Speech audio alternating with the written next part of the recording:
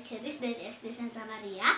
Hari ini saya akan mewawancari Bapak Olin. Halo. Selamat malam Bapak Olin. Selamat malam. Apa kabar? Oh, kabar saya baik sekali. Kabar kamu gimana? Saya sehat. Saya boleh ajukan pertanyaan? Oh, boleh dong. Apa sih yang pingin kamu tahu tentang saya? Apa pekerjaan Bapak? Bapak ini pekerjaannya bisa disebut sebagai fasilitator. Kenapa? Karena Bapak sering memfasilitasi kegiatan di banyak tempat. Juga Bapak bisa disebut dengan sebutan guru karena Bapak juga mengajar di sekolah-sekolah. Tetapi bukan mengajar sebagaimana guru biasa, tapi Bapak mengajar anak-anak tentang living value atau nilai-nilai hidup, atau juga nanti disebut dengan karakter building. Bapak juga bisa disebut sebagai motivator karena banyak memberikan pelatihan di beberapa kelompok yang kemudian berguna untuk menyemangati mereka. Jadi pekerjaan Bapak ini sebutannya banyak sekali. Begitu kira-kira. Oh, siapa saja yang Bapak dampingi dan latih? Nah, seperti yang tadi sudah saya katakan, Bapak mendampingi banyak sekali orang-orang. Mulai dari anak-anak sekolah. Dan anak-anak sekolah itu mulai dari anak-anak TK pernah loh. Juga anak-anak SD dan pernah bahkan sesekali ke sekolah kamu. Iya. Juga anak SMP, anak SMA, mahasiswa, dan mereka-mereka yang sudah bekerja seperti begitu. Jadi itu yang Bapak ajarin.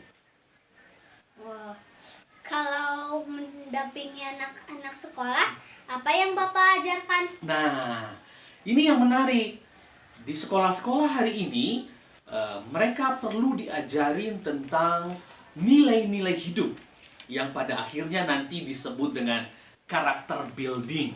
Nah, kegiatan ini bisa dilakukan dengan cara mengajar seperti biasa. Jadi, saya berdiri di depan, lalu anak-anak yang saya ajarin duduk mendengarkan saya, atau juga dengan metode yang lain. Misalnya, ada hal tertentu, lalu diajak dengan cara bermain-main, games, atau dinamika-dinamika tertentu yang bertujuan untuk mendalami sebuah hal tertentu. Saya coba kasih contoh. Misalnya, kalau anak-anak sekolah diajarin tentang bertanggung jawab, maka pada saat itu anak-anak harus diberi tugas. Misalnya, melakukan sesuatu dan mereka harus menyelesaikan itu dengan cara yang bagus. Dan banyak lagi yang diajarkan tentang hal-hal yang seperti itu. Sekolah apa saja yang pernah Bapak dampingi? Oh, banyak sekali loh. Mulai dari di kota Bandung, banyak sekolah, yayasan-yayasan Katolik, lalu di Sukabumi, di Bogor, di Jakarta, di Tasikmalaya, beberapa kota yang lain kemudian juga Bapak ajarin. Jadi banyak sekolah yang sudah Bapak dampingi. Apakah sekolah saja? Oh, tentu tidak. Bukan hanya sekolah saja, tapi juga ada mereka-mereka yang sudah bekerja. Termasuk kita mulai dengan para guru-guru. Misalnya para kepala sekolah. Atau mereka-mereka yang kemudian juga bekerja di institusi tertentu. Ya, juga bahkan bukan hanya itu, Bapak juga mendampingi kegiatan-kegiatan yang berada di lingkaran kategorial gereja. Misalnya orang muda Katolik, atau lingkungan-lingkungan, ada pertemuan-pertemuan lalu perlu difasilitasi. Begitu, jadi bukan hanya anak-anak. Sehingga kemudian saya mendampingi kelompok-kelompok yang usianya begitu beragam. Mulai dari yang kecil sampai yang dewasa. Bagaimana jika mendampingi orang dewasa? Kalau mendampingi orang dewasa itu seringkali lebih serius ya.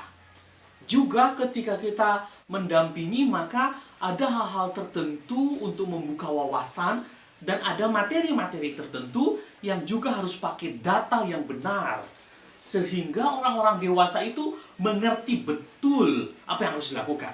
Misalnya nih, kalau di pelatihan orang dewasa Bapak berbicara tentang team building, maka tentu saja pada momen itu orang-orang dewasa harus diarahkan secara langsung bagaimana membangun tim, bagaimana menyelesaikan masalah, dan ada hal tertentu yang berdasarkan data-data harus disampaikan.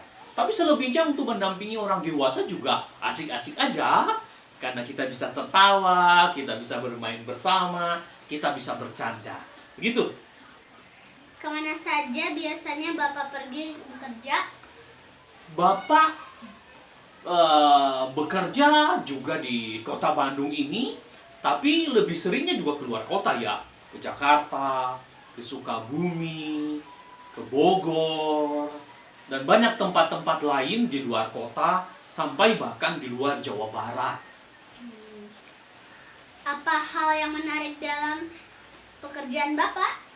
Hal yang menarik yang pertama, sangat sederhana sebenarnya. Jadi, Bapak sering bertemu dengan orang yang baru setiap saat. Jadi tidak ada kebosanan. Misalnya minggu ini Bapak bertemu dengan mereka-mereka yang berasal dari kota Jakarta. Minggu depan saya bertemu dengan mereka yang dari Bogor. Jadi sangat variatif. Oleh karena itu, juga kemudian ada banyak ilmu yang kita dapat. Ya, karena seringkali kami bukan hanya berbagi tentang ilmu, tapi orang-orang yang bersama dengan kami juga membagikan ilmu mereka kepada kami. Begitu. Apakah ada hal yang kurang menarik dalam pekerjaan Bapak? Kalau dikatakan kurang menarik atau tidak menarik, sebenarnya tidak ada. Hanya ada hal-hal yang perlu pendekatan lebih bagus. Misalnya ya, kalau kami mendampingi kegiatan anak-anak, kadang-kadang hal-hal yang sepele itu ada saja loh. Anak-anak yang kemudian berantem. Nah, hal ini harus diselesaikan dengan bagus. Kita melakukan pendekatan yang lebih bagus. Kenapa anak-anak kok bisa berantem? Sehingga untuk menyelesaikannya, anak-anak menyadari sendiri kenapa mereka harus berantem, apa yang harus dilakukan. Jadi pada dasarnya, kita mengajak mereka untuk menemukan sendiri penyelesaian atas masalah mereka. Hal yang tidak menyenangkan yang lain, paling-paling ya capek aja sih, karena sering pergi, seperti begitu. Apakah ada hambatan sama pendampingan? Hambatannya sih juga tidak terlalu banyak lah. Hanya yang sering kali terjadi adalah kalau hal tertentu yang kita sampaikan, yang kita ajarkan kepada peserta kegiatan tidak terlalu mereka pahami dengan bagus, maka pada saat itu juga kita harus mencari metode yang baru supaya mereka bisa memahami apa yang kita sampaikan. Jadi ada kemungkinan secara cepat kita harus mencari solusi. Kenapa kok satu hal tidak bisa diterima, tidak bisa dipahami dengan cara yang bagus. Bapak bekerja dengan siapa saja? Tentu saja kami bekerja secara tim. Kelompok kami beri nama Shell, kependekan dari Care for Excellent Life Directions, atau dalam bahasa Indonesia disebut dengan kelompok yang peduli dengan arah-arah hidup yang lebih baik. Nah, kami bekerja bertim. Jadi bukan hanya saya sendiri. Saya sering pergi bersama dengan 4 orang, berempat, untuk melakukan kegiatan bersama-sama di tempat pelatihan. Berapa lama Bapak pergi jika sedang bekerja? Kalau kami bekerja, pernah loh, kami itu muter terus keluar kota, ganti-ganti tempat selama 1 bulan, jadi tidak pulang ke rumah. Kadang-kadang juga hanya beberapa hari lalu pulang ke rumah, 1 minggu, 2 minggu, baru kemudian pulang ke rumah. Begitu waktu yang kami perlukan untuk kegiatan.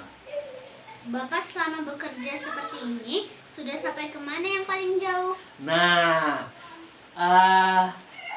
saya ini kan kelompok Shell ini sudah berdiri dari tahun 2007 sampai tahun sekarang. Kira-kira sudah berapa tahun tuh? Berarti Bapak sudah hampir 13 tahun Ya, ya Pak? 13 tahun sudah aktif dalam pendampingan dan pelatihan. Dan dalam 13 tahun itu, seingat saya yang paling jauh sudah sampai ke Batam, juga sudah sampai ke Surabaya. Jadi itu titik yang paling jauh. Selebihnya sih berada di Jawa Barat, Jawa Tengah. Jadi mutar-mutar seperti begitu. Oke, terima kasih ya Pak Olin untuk hari ini. Terima kasih. Semoga Bapak sehat selalu. Amin, amin. Sukses dan juga diberkati Tuhan ya. Amin. Juga kamu yang sehat ya. Ya. Belajar yang baik di sekolah supaya kemudian bukan hanya nilai-nilainya yang bagus, tapi kamu juga bisa memiliki sikap yang bagus. Oke, terima kasih untuk wawancara hari ini. Sampai bertemu lain kali. Bye-bye.